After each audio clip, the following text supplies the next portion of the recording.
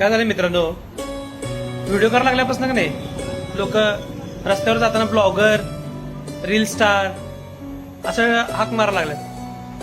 त्यातले काही लोक आहेत ना ते खरंच प्रशंसक आहेत, म्हणजे त्यांना आवडतंय आपण व्हिडिओ करताना बोलताना वगैरे.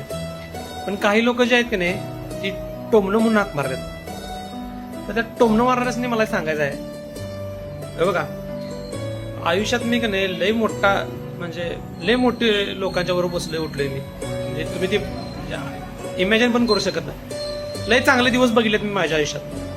पण ज्यावेळी माझा वाईट म्हणजे दिवस चालू झाले की नाही, म्हणजे ज्यावेळी डाऊनफॉल आला कोविड नंतर, त्यावेळी की नाही मी लोकांना असं बदलत्याला बघितलंय भावानो, बाबा रे अगदी रक्ताची नाती सुद्धा बदलताना बघितलेत मी. त्यामुळं मला आता काय फरक पडत नाही रे अशा टोमण्यानं बिमण्यानं.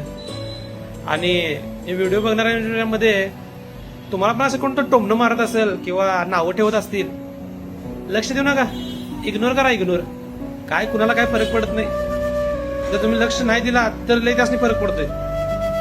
लक्ष दिला की त्यांना लय जास्त ताव सुटतोय. इग्नोर करून टाकायचं. एक दिवस आपणच बंद होत्यात टोमणं मारायचं. आमचे पण टोमणं मारायच्या तर थोडीफार बंद झाल्यातच, कारण आम्ही लक्ष देत नाही.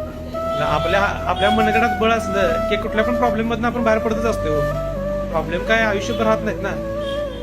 मला काय सांगायचं माहितीये काय, तुमचं आयुष्य हे तुम्हीच बदलू शकता. दुसरा तुमच्या आयुष्यात काय म्हणतोय, काय सांगतोय, यानं तुमचं आयुष्य बदलत नाही रे. तुमचं आयुष्य बदलायला तुम्हीच धडपड करायला लागते.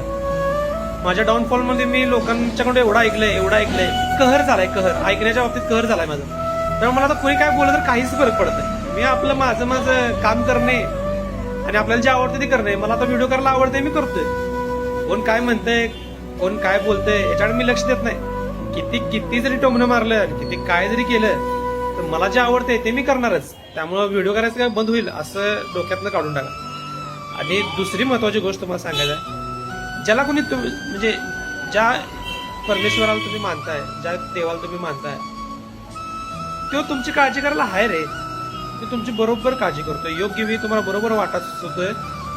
मी स्वतः अनुभव घेतलाय.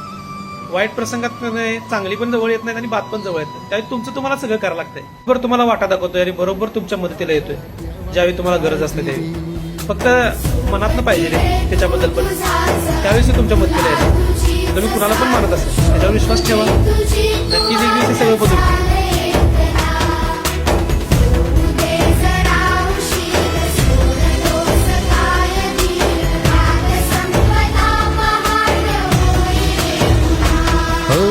देवा काळजी रे माझ्या देवा काळजी रे, देवा काळजी रे माझ्या देवा काळजी रे.